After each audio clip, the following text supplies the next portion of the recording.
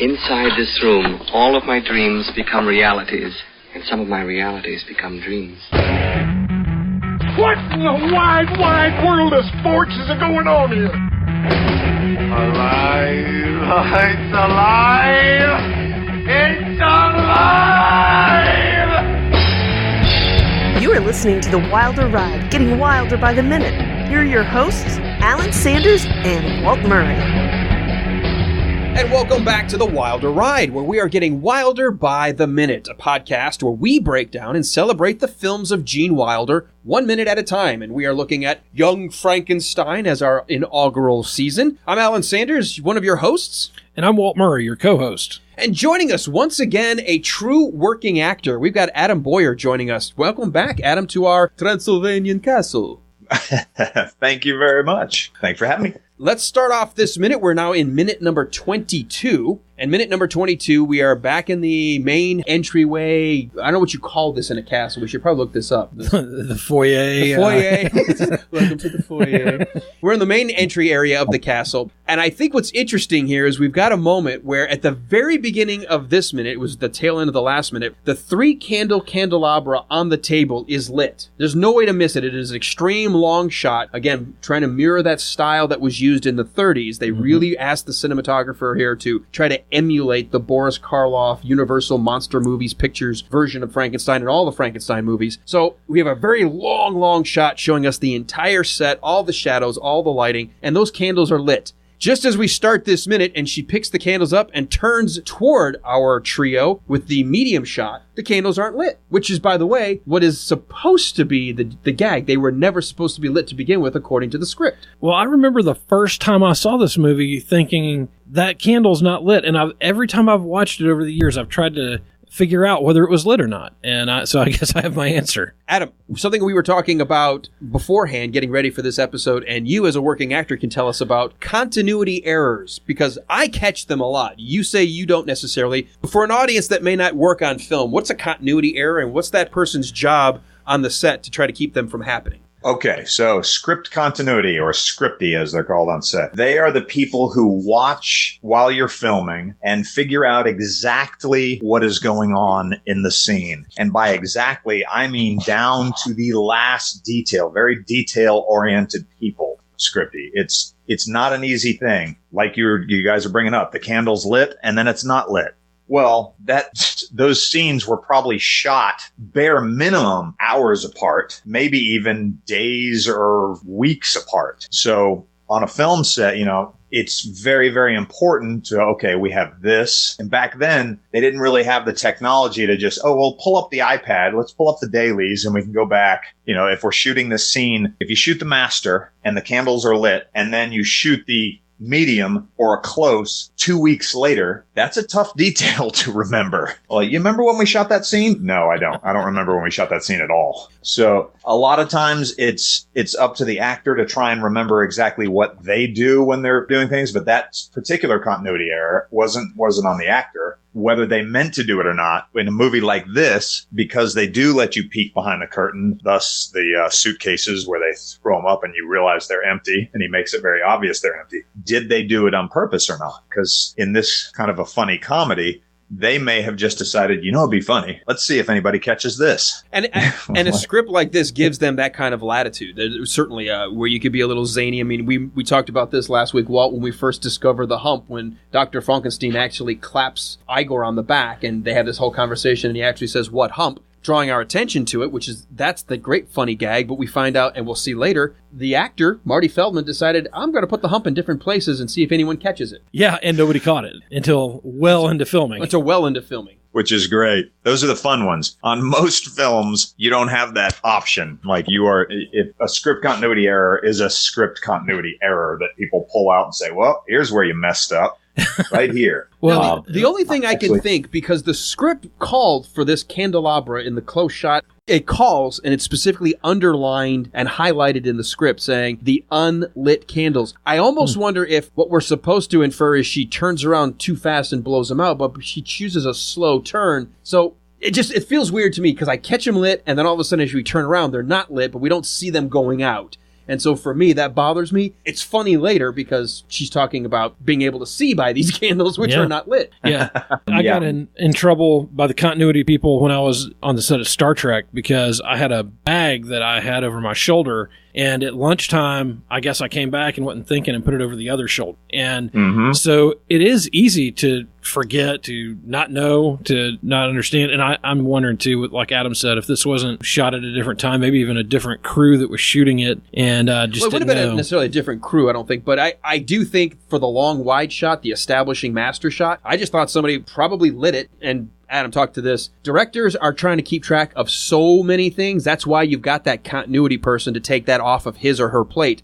Mel Brooks more than likely didn't pay attention in the master shot that the candles were lit. Because, again, the script called for him to not be lit when we turn around. Yeah, he probably didn't even notice. He was watching the actors, I'm sure. I've seen there are two kinds of directors. Maybe there's more, you can tell me. There's the directors that are so technical that they treat actors like biological props and they either deliver their line or they don't, but they're worried about everything else. Or the directors who care about the performance and they let the cinematographer and the set people do everything else. So those are the kind of directors I'm used to seeing. What have you been working with? I've certainly dealt with both of those, and those are definitely the two main ties. Clint Eastwood doesn't say anything to you. He gets there and he's well, I hired you for a reason. You know what you're doing. You're what I wanted, so do what you're supposed to do. Someone showed up that day and didn't know their lines. And which I thought, dude, you're in a scene with Tom Hanks and Clint Eastwood's directing and you didn't bother to learn your lines? That's pretty horrendous. I won't name this person, but yeah, I bet Eastwood was ready to go Dirty Harry on him. It's very funny. Actually, he pointed the camera at him and just let him writhe. Oh I mean, camera rolling. I bet it was over 2-3 minutes. Just pointed the camera. The guy didn't know where to go, what to say. He wandered around like, Oh, man. For me, I was supposed to be laughing.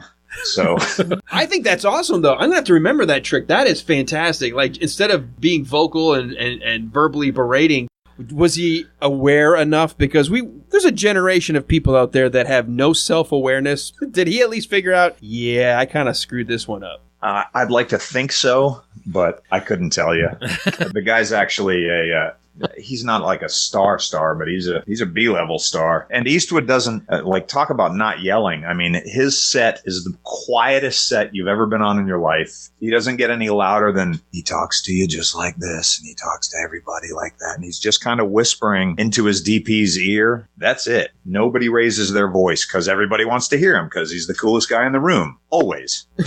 Now, that has got to be something, as a working actor, you are building your career and getting a chance to do a lot of these things. And a little off topic from Young Frankenstein, but, Mel Brooks was the up-and-coming director. A lot of people knew he was going to be the guy to watch. He hadn't had the big hits yet. I mean, the producers did okay at the box office. It was critically well received, but hadn't been that smash. And while they were filming Young Frankenstein, Blazing Saddles had not yet been released in the theater, so they had no idea what that box office success was going to bring. And to have this film and Blazing Saddles both come out in 1974, which were huge hits, but everybody kind of had a sense that Mel Brooks was that rising director. What was it like for you, though, to work with a true legend? I mean, to be on the set as the rising working actor, wanting to be that B-level, then hopefully the A-level actor. What was it like to be on the set with Clint Eastwood? It's funny. Everybody says, the people who say, I wasn't bothered or, it wasn't a big deal. I don't get that. I think they're just trying to be too cool. I was giddy as a schoolgirl. I mean, I was so excited that he brought me on there and just, I had such a great time. And Eastwood is just, he's Clint Eastwood. It's almost like it's hard to compare him to anybody. I mean, he's so prolific and just amazing. There's a difference between not letting it ruin your performance, where you're playing such fanboy that you can't get control of yourself. But to say no big deal, are you kidding me? I've been in radio for a long time. I've interviewed lots and lots of people. No one gets me flustered, but I can still be excited when I get somebody on that I have admired or has a legendary career in whatever they're doing. It's to say it was no big deal. I think you're right. I think they're just trying to be too cool for words. Yeah, I'm certainly not that way.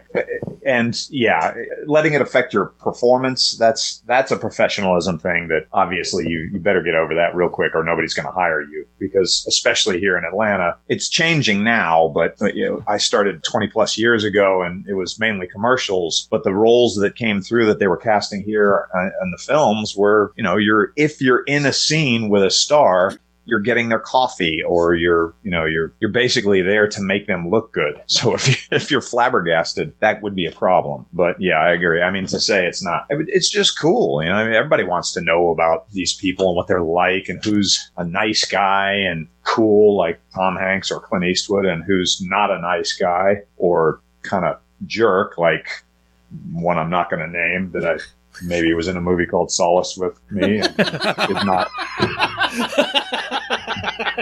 Right now, you have all of our listeners running to IMDb trying to figure out who this is. Exactly. And let me be clear, is not Anthony Hopkins and is not Jeffrey Dean Morgan. We're whittling it down really quick.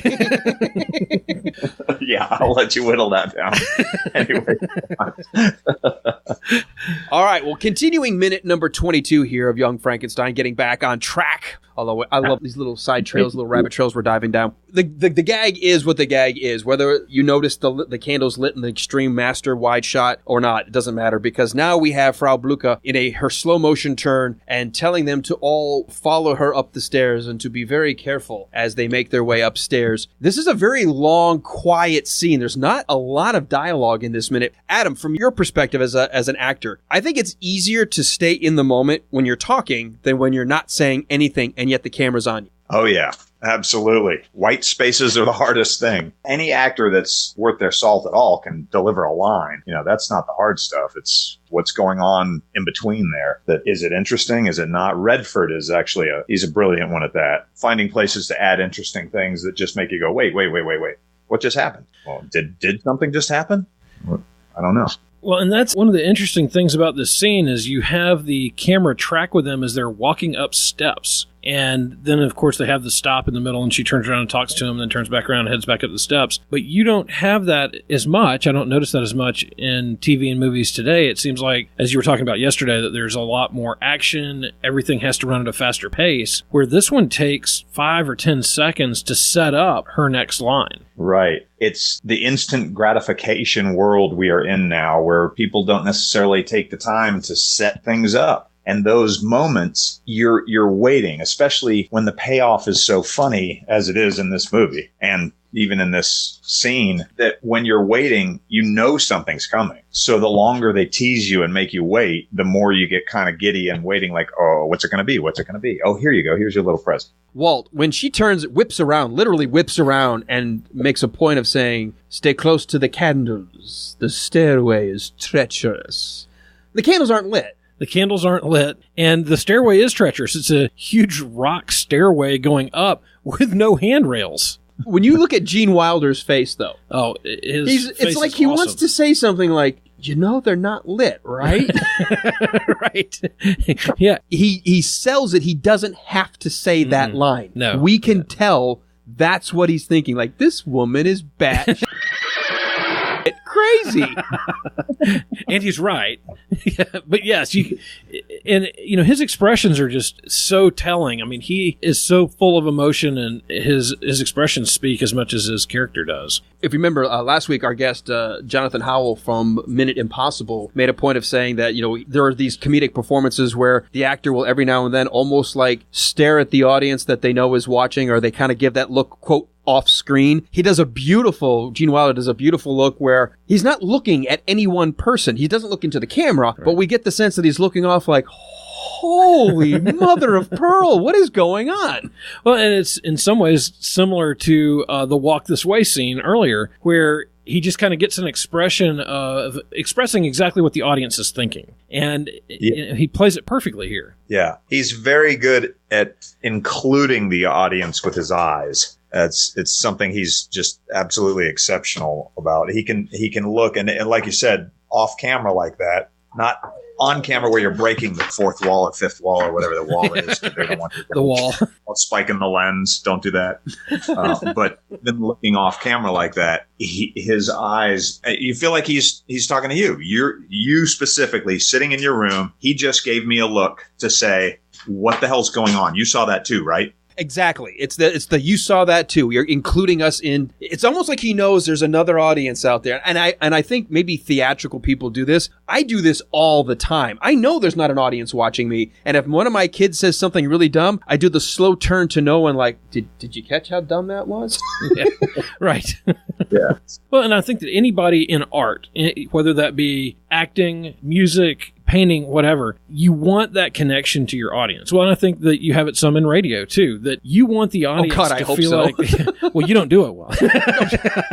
No, but I mean, one of the reasons that I like radio so much is that if I can have a sense that I'm sitting in the studio for that conversation, whether it be discussion of traffic or the news or sports or whatever, if I feel like I'm a part of that conversation and I've been drawn in, I'm in. You know, I've bought in. I'm going to be here tomorrow. I'm going to be here the next day. If you get that sense of distance, you're not going to have that connection. You're not going to have the emotional connection to the characters. You're not going to have the emotional connection to the movie. But I think, you know, like we've been saying, that Wilder really does that well. And he pulls you right in, and you feel like you're walking this path right with him. And he doesn't have to overspeak. If we go back and I look, you know, they cut a lot of dialogue, a lot of scenes out of here. They had, I think the line from Mel Brooks was, for every 3 jokes that failed, we kept the one that didn't. That they had so much material going back and editing the movie down. But you don't have to say everything. You can let the audience figure it out too. Maybe back in 1974 it was a smarter audience, because sometimes I feel that they keep hitting people over the head in movies, and I don't like being hit over the head. Let me figure it out. Yeah, it was a less distracted audience.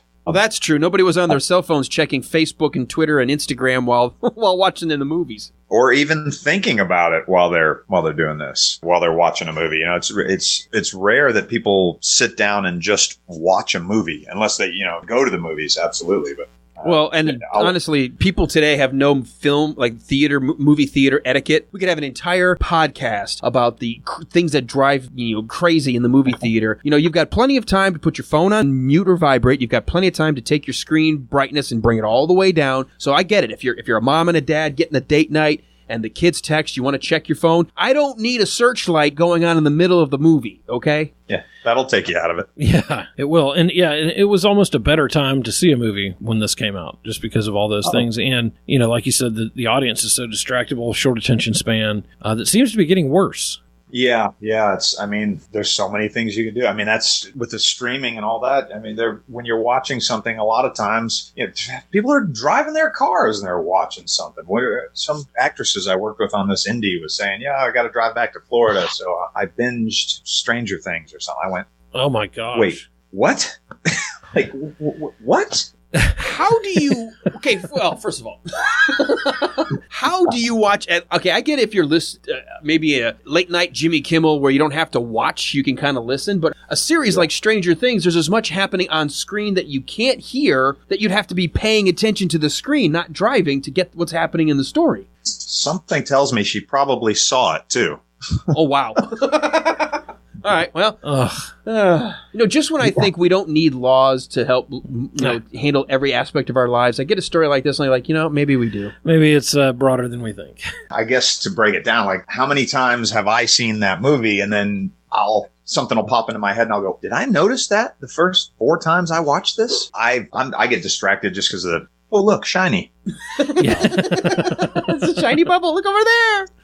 Exactly. So I'll get distracted and miss things, I guess, even when I'm kind of concentrating on them. So that's why if I really like a movie, I'll like the Princess Bride. I've probably watched that 1,000 times. Well, you picked a good one to watch 1,000 times. That's a good one. Yeah, that's probably my favorite ever. But Gene Wilder's brilliant, and there are things he does incessantly that I don't notice till the 3rd time I watch it. I feel the same way. I feel like, and I think that's why they're so rewatchable, because even if you've discovered what you think is every joke, it's almost like you still think there might be something you missed. Right. And you're probably right.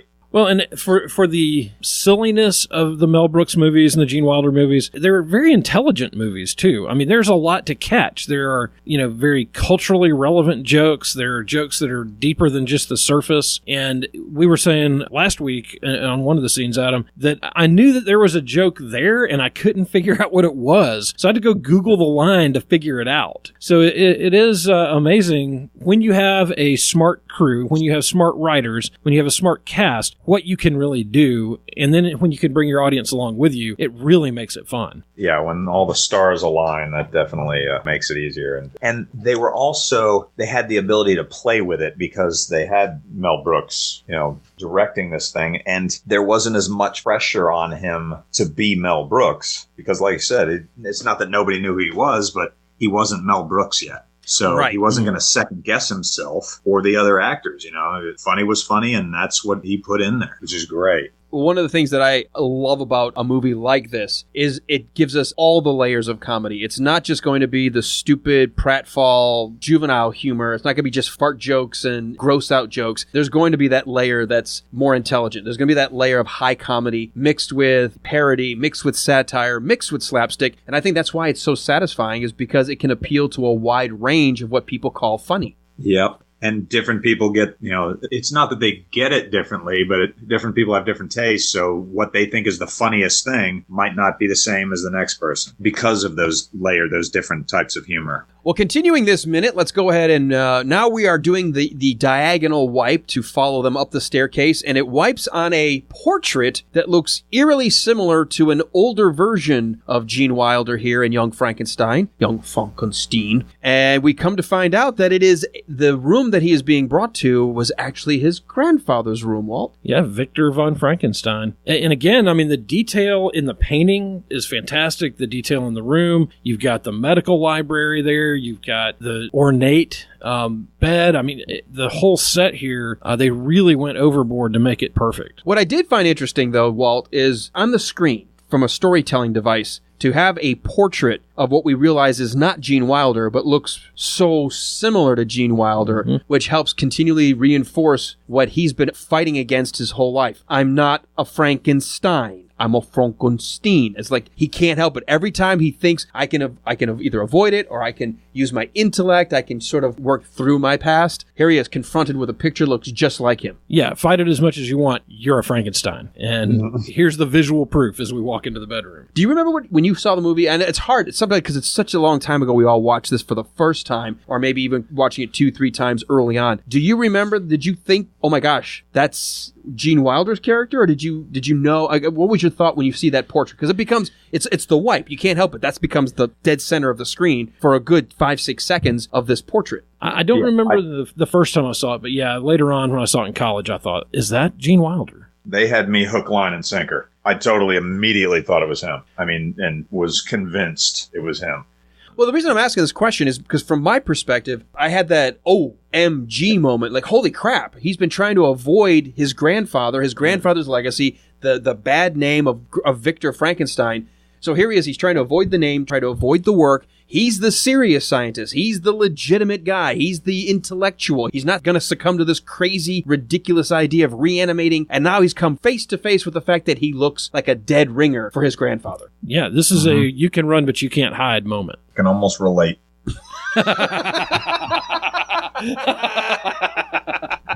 Yeah. Is there a story there, Adam? Sad one. I'm glad we're laughing then. I hear you, brother.